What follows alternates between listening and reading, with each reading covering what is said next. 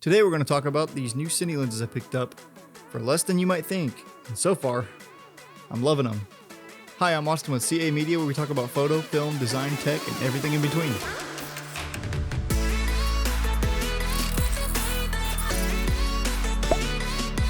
So the lenses I'm talking about today, I don't know if they're pronounced Meike or Meike, but I have heard them pronounced Meike more often than Meike. So I'm going to go with Meike. So I'm sorry if I'm pronouncing it wrong this whole video. But I was looking for a second Blackmagic 4K to be my B cam to my other Blackmagic. And I was looking on the Facebook Marketplace and I found somebody selling one with a kit. And I really didn't need the kit. So I asked him what they were selling with it. And he said he had two Meike lenses. And I was like, oh, what focal lengths? I really didn't need any of the focal lengths I knew that existed with them. Maybe an 85, which I think they have now and is new. But he said he had the 16 and the 25. And I thought, well, I want a good wider angle to use on my gimbal, so I thought, oh, I'll go ahead and take the 16 millimeter. And then like a day went by before I met up with him, and I asked him, I said, hey, you know what, just throw that 25 in there because I'm curious about these lenses. So I went ahead and bought them both, and I ended up with two Meike lenses and my Blackmagic.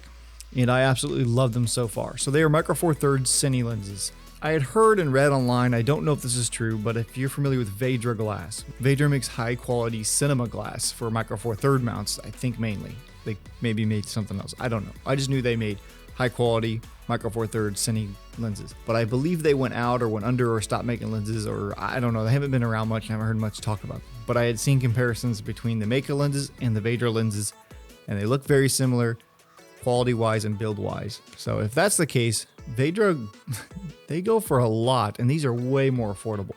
So I now own the 16mm and the 25mm Meike lens, and the 25 is actually what you're looking at right now on me, which I believe is close to a 50mm equivalent. I know the Blackmagic's actually a 1.9 crop and not a 2 times crop, somewhere there. So it's close enough to 50. That's math. So it's close enough to 50. 50, whatever, 48. But here's the 50mm on my Blackmagic right now. That's what it's filming me right now. So right off the bat, first things you notice when you look at this lens, if you don't know what they are, they're cine lenses because they have proper cinema gears. One is to hook up a follow focus motor and the other is the aperture ring. So I first want to say the throw on these lenses are really long, which is a good thing for video filmmakers out there. So you can really dial in that focus and get that smooth, precise focus pull. The lens in hand, it feels like quality. They're hefty little things here. The focus ring and the aperture ring are just so smooth in the hand, just so smooth to pull. And that's another thing too, is the aperture rings are declicked in cine lenses, so you get the smooth aperture. Both of my Meike lenses, the 25 and 16, both are T2.2s. These lenses are just very satisfying to hold. They do have large ends and they're all 77mm, so usually cine lenses have larger ends to them. And that's so you can change out the lens without changing anything else on your rig. Usually like the matte box will either swing open or you take the matte box off and just pop the lens on there and put everything right back where it was without changing much of anything else on your rig. So I had used one Rokinon lens, and I can't speak for all of them or Rokinon altogether, but this one specifically, or these two, feel way more durable, higher quality. Take that as you wish. I don't use Rokinon, so I can't really compare them here. But again, the build quality is amazing for these things. They're super compact. So let's talk about the image out of these. I've noticed that they kind of lean on the more contrasted side, but they're kind of neutral where you can kind of go either way with them, which I love. I actually was planning on selling these with the kit I'd bought, but after seeing how versatile I can go with the colors of these, I can mix them with my FDs. And how I do that is usually put a ProMist filter on the lens, which softens the image down and takes a little bit of the contrast out. And I can match them pretty well. And I kind of like that look better than the more contrasty sharp look. Softens the image down and takes a little bit of the contrast out. And I can match them pretty well. And I kind of like that look better than the more contrasty sharp look. And they do flare. I'm not a big fan of the way they flare. I don't know, that's all personal preference, but I'll show some examples of the flares here. I don't really necessarily like the way they look, but that's that. This is something I noticed later that I thought was important to add in here. When I was shooting this interview, I noticed on the Meike 25mm and the Meike 16mm that the colors didn't match up here, that the 25mm kind of shifted more on the green side and the 16mm had more of a magenta shift. I'm not sure why this was. They both were exposed properly the same. I didn't use my ProMist filter on these two. This is where I noticed it more. When I had the ProMist filter, I think the bloom and the highlights kind of hide this from me noticing, but I really noticed it this time around. I'm not sure what's causing this, or if this is maybe a defect in the specific lens that I have, but it's not too distracting. It can be corrected easy in post, but here these clips are with just the same LUT applied. Yeah, but that's kind of weird. I thought that was important to note. Okay, this is something that just blew my mind. Is cinema lenses usually in the higher end don't have focus breathing, or very minimal that you don't see at all. And I was very surprised to see the focus breathing in these things. There's practically none. I think there is a little there, but I don't notice it at all. And I've done it multiple times, testing it, trying to notice any kind of focus breathing going on. And if there is focus breathing there, it's subtle enough to not even notice. And I'm going to go ahead and say they don't breathe practically at all, which is amazing.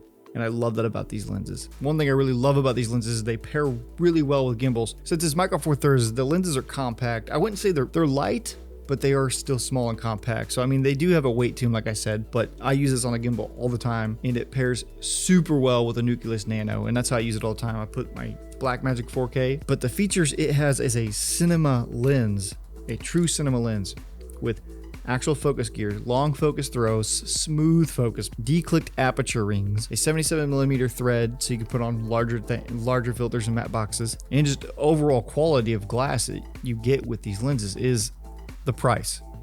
They just can't, for what they are. I don't know why you don't see more of these. And honestly, I've noticed more people picking them up lately, but when I got these, I hadn't seen like nobody using them, and they're definitely worth the price. And when I first got this, I didn't think I was going to keep them, but now I'm keeping them, and I'm definitely going to recommend them from here on out. Meike, whatever they are, but I love them, and I've seen they have an 85 now, and I really want to pick that one up. I really need a good 85, and for the price that these are selling, I don't see why I wouldn't get one of these right now. But as a film in this video, the 16mm brand new is worth $399, and the 25mm is also $399. I think they're all the same price, $399 for whatever focal length you have. But they do have a 12mm and 85, and I think they have a 35. But yeah, in the end, these are great cinema lenses for such a great price, and I highly recommend them.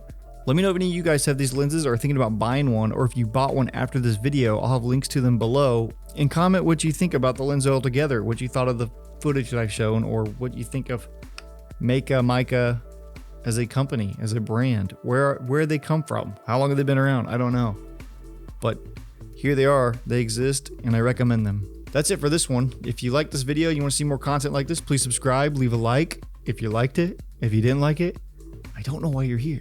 This is the end of the video. You sit around to the end to decide if you didn't like it? You should have already disliked it and left. Or maybe you disliked it and left, and then you came back and you try to decide if you want to leave your dislike and maybe like it. And if that's the case, respect. Being well thought out with your decisions in life. You're coming back, double checking, making sure you made the right choice when you disliked this video. And if you came back and you disliked it, then that's a well-deserved disliked. Thanks for the second chance. But anyways, I'll see you guys in the next one. Thanks for watching.